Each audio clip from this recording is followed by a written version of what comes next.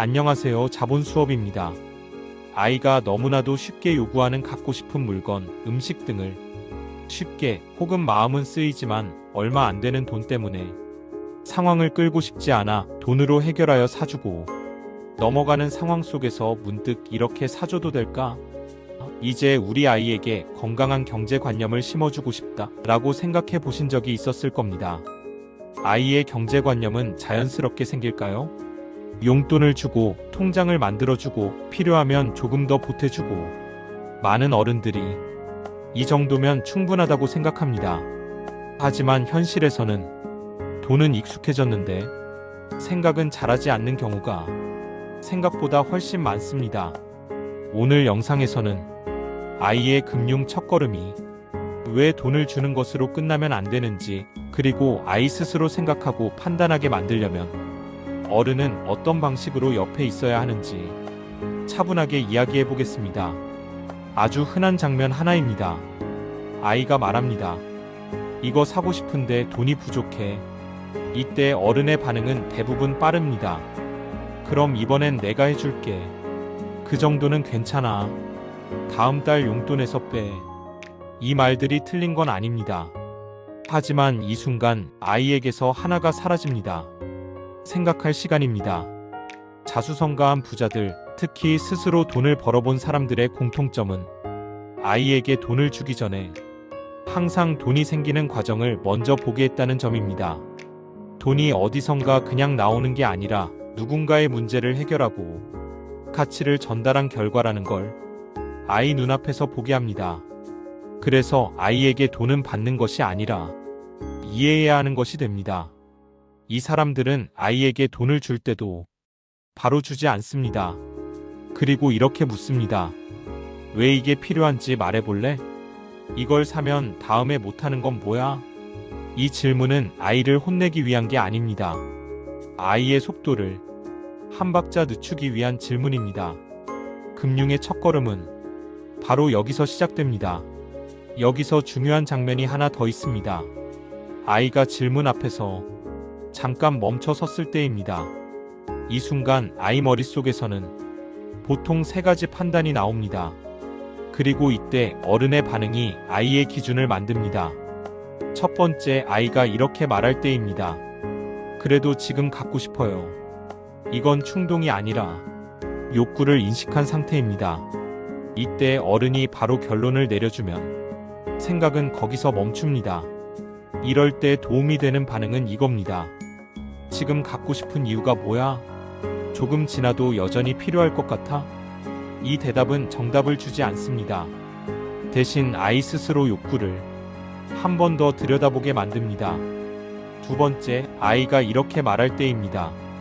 이걸 사면 다음에 이건 못할 것 같아요. 이 말이 나오면 이미 생각은 시작된 겁니다. 이때 어른이 해야 할 건 평가가 아니라 확인입니다. 그걸 알고 선택하는 거구나. 그래도 사고 싶은 거야? 이 반응은 아이에게 이런 기준을 남깁니다. 선택은 허용되지만 선택에는 책임이 따른다. 이게 경제관념의 뿌리가 됩니다.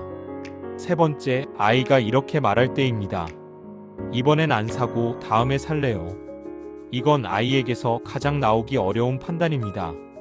이때 어른이 괜히 보상하거나 과하게 칭찬하면 생각의 결과가 다시 흐려집니다.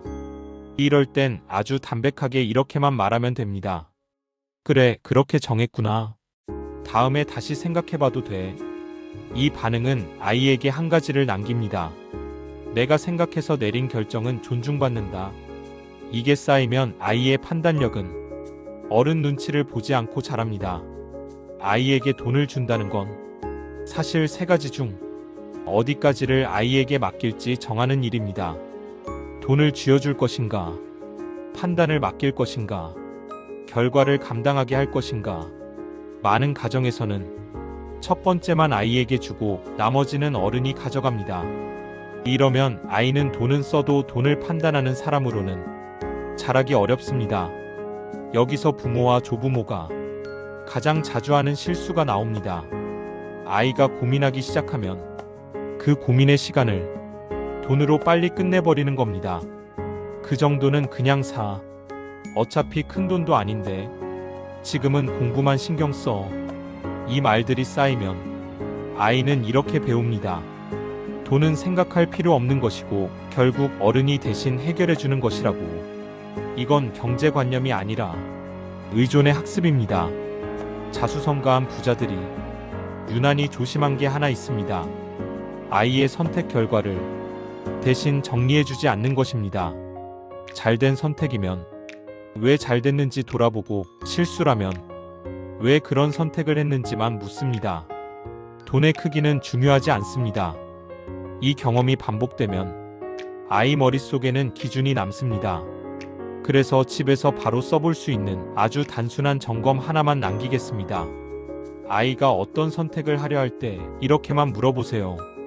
이 선택은 돈이 없으면 아예 불가능한가? 아니면 불편하지만 감당은 가능한가? 돈이 없으면 아예 못하는 선택이라면 아직은 돈이 먼저 나설 순간이 아닐 수 있습니다. 오늘 이야기의 핵심은 이것입니다. 아이의 금융 첫걸음은 돈을 주는 순간이 아니라 돈 앞에서 한번 멈춰 생각해보게 만드는 순간부터 시작됩니다. 부자는 돈을 빨리 쥐어줘서 만들어지지 않습니다. 돈이 왜 생기고 돈이 어떤 선택을 바꾸는지를 어릴 때부터 경험한 아이가 결국 흔들리지 않습니다. 아이에게 돈을 주는 어른은 많습니다.